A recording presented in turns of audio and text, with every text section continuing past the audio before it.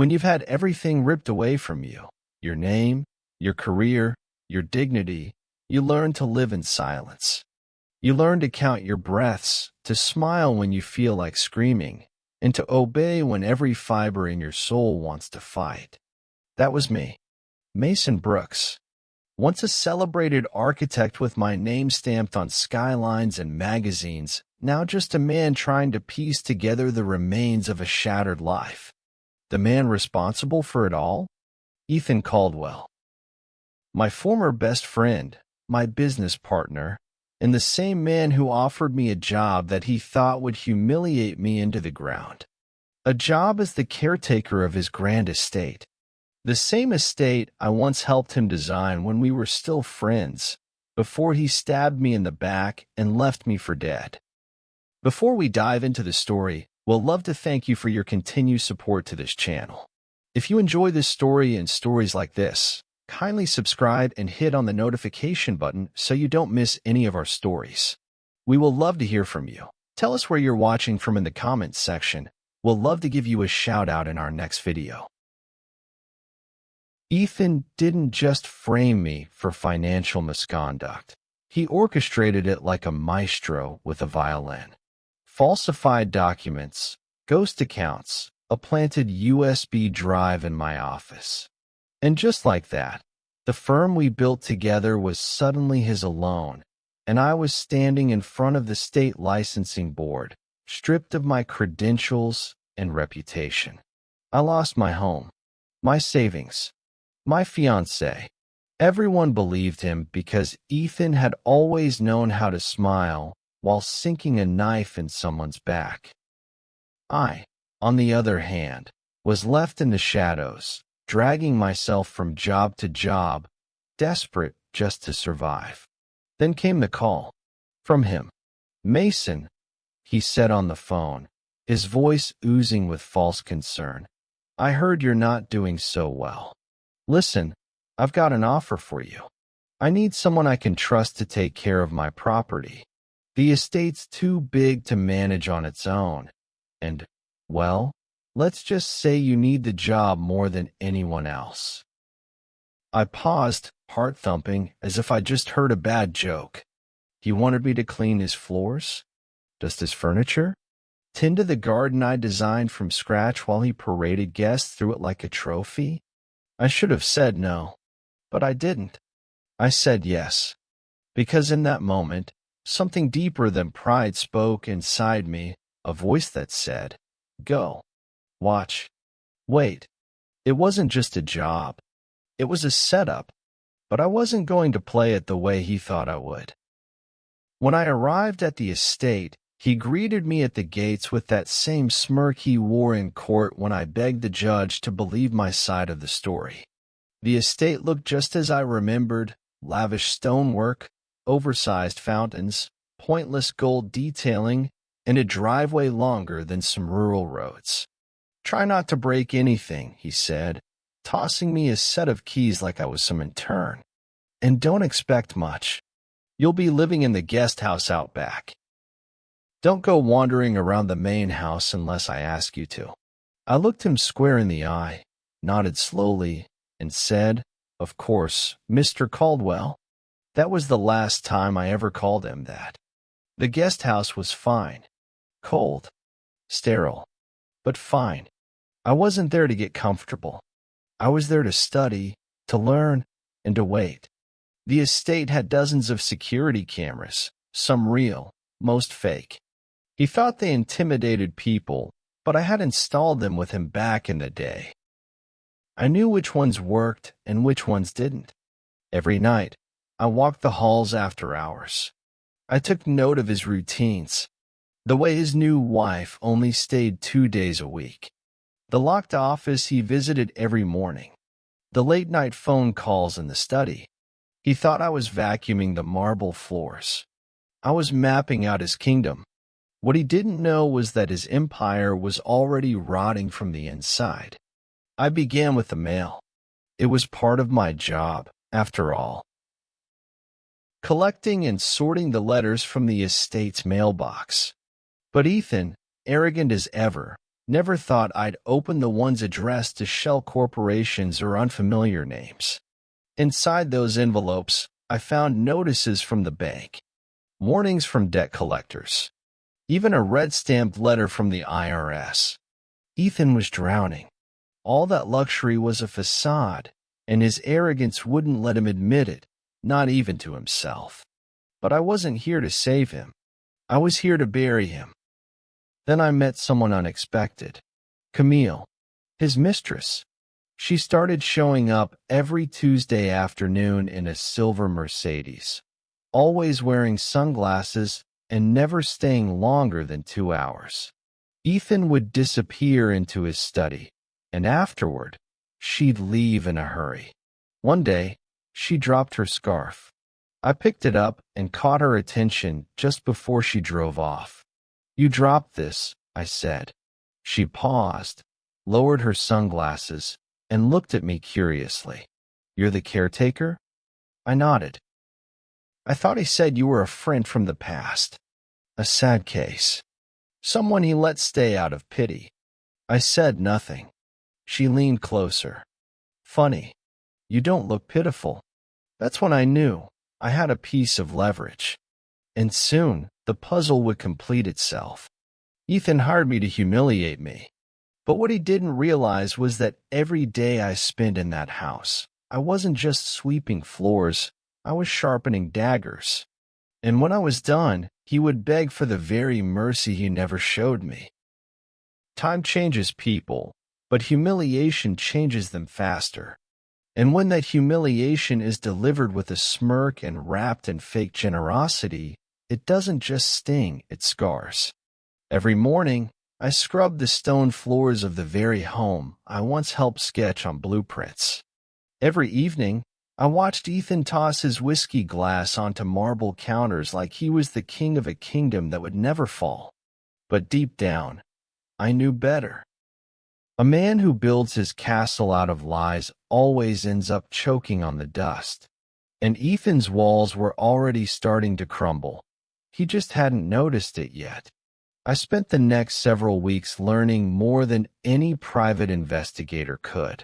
I watched his patterns like a hawk. He wasn't careful anymore. He had become complacent, smug, and lazy with his secrets. His office door was always locked when he wasn't in it. But he didn't know I had once designed the locking mechanism myself. A gentle press on the upper panel behind the globe in the hallway revealed the manual override panel. Once triggered, the lock clicked open as if it were begging me to look inside. And when I did, what I found was far worse and far more valuable than I expected. Stacks of documents sat in meticulously labeled folders.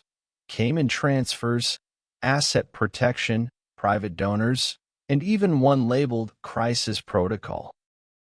There were records of fake charities Ethan had created to launder funds, shell companies registered in countries I'd never even heard of, and a list of names I assumed were bribed politicians, partners, or insiders. He wasn't just wealthy, he was laundering tens of millions to keep the illusion afloat. And that illusion, once pierced, would destroy him. But I didn't rush. I copied the documents, scanned every file, saved it on encrypted drives, backed it up on 2 hidden cloud servers under fake names. I knew Ethan well enough to expect that when he goes down, he drags everything around him into the fire. I couldn't let that be me. I planned for every contingency, every angle. And the more I uncovered, the more I realized that Ethan wasn't just crooked. He was reckless. He believed he was untouchable. And those are the easiest people to destroy. I also started recording things. His conversations with Camille. His calls with foreign contacts. The night he drunkenly admitted to a guest at one of his garden parties that nobody could pin anything on him. Hidden mics, discreet cameras, all perfectly legal because, ironically, he had signed a caretaker's contract that granted me access to maintain and record estate activity for documentation and safety purposes. His own arrogance became my armor. But the most explosive piece of evidence came not from Ethan himself, but from Lena, his ex-wife. Ethan had always bragged that he escaped the divorce with barely a scratch. I'd heard him laugh about how he used falsified accounts to cheat her out of her rightful share. I found the fake ledgers in the office drawer marked DIV settlement, and I knew it was time to find her. She was still in New York, living quietly, raising their son, and running a small art gallery. When I visited, she recognized me instantly. "Mason," she said, brows furrowed in confusion. "What are you doing here?" "I came with something you need to see," I replied. She didn't trust me at first. Who would, after all these years? But once she saw the documents, the real ones, her hands began to tremble. She sat down slowly, tears pooling in her eyes. "He said it was all gone. He said I was lucky to get anything at all." "He lied," I said, "and I have everything to prove it." Lena didn't hesitate. She made some calls. One to her lawyer, one to an investigative journalist friend she had from college, and one more to her son's school, telling them she wouldn't be picking him up that afternoon. She had something more important to deal with. Over the next few days, we planned it all. Lena would file a motion to reopen the divorce case based on new evidence. Meanwhile, the journalist would receive an anonymous tip, along with damning proof of Ethan's embezzlement, fraud, and racketeering. I made sure to protect myself. No traces led back to me. I used prepaid Wi-Fi routers, fake email addresses. I was a ghost. When the story broke, it hit like a hurricane. The front page of the New York Ledger read, "Billionaire Ethan Caldwell under investigation for massive financial fraud." The article named the shell companies, the fake charities, the hidden accounts, and Lena's legal filing added fuel to the blaze. Within hours, social media exploded. Investors pulled out. His name was stripped off boardrooms. Partners denied ever knowing him. It was glorious. The estate, once crawling with party guests and political figures, became a fortress of silence. Ethan stopped leaving his room. The gate, once always open, was now sealed shut. Even Camille stopped coming by. Rumor had it she'd been seen getting into a black car with federal agents. Ethan had no idea how much of his life I had already dismantled, without laying a single finger on him. And I wasn't done yet. One rainy afternoon, he came storming into the guest house, eyes wild, shirt wrinkled, face unshaven. "Have you seen Lena?" he yelled. I stared at him, calm and composed. Why would I? He paced the room, panic bubbling beneath his skin. Someone's leaking information. Journalists, banks, even the damn government. I'm being watched. I can feel it. Someone's trying to ruin me. I wanted to laugh, but I didn't. I leaned forward, elbows on the table, and simply said, "You should be more careful who you trust." He looked at me for a long time. For a split second, I saw it in his eyes, suspicion. Then he dismissed it, waved his hand, and stormed out. That was his mistake.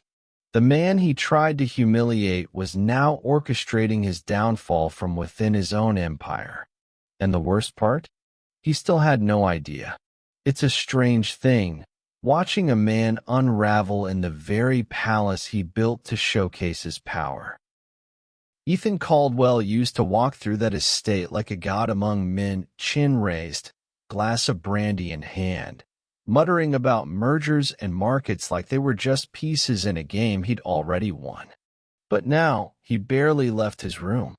The blinds were always drawn, his once expensive suits left untouched, and his voice, once booming and arrogant, had been reduced to phone calls filled with desperation.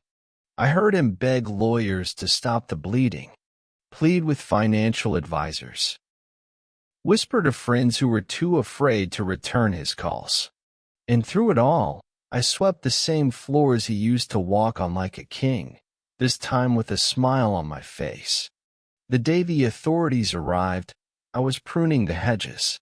It was early morning, and fog still clung to the driveway like smoke from a dying fire. I heard the tires before I saw them, 3 black SUVs followed by 2 unmarked cruisers. Men in jackets with bold white letters stepped out in silence. The lead agent looked down at a clipboard, then up at me. "You the caretaker?" he asked.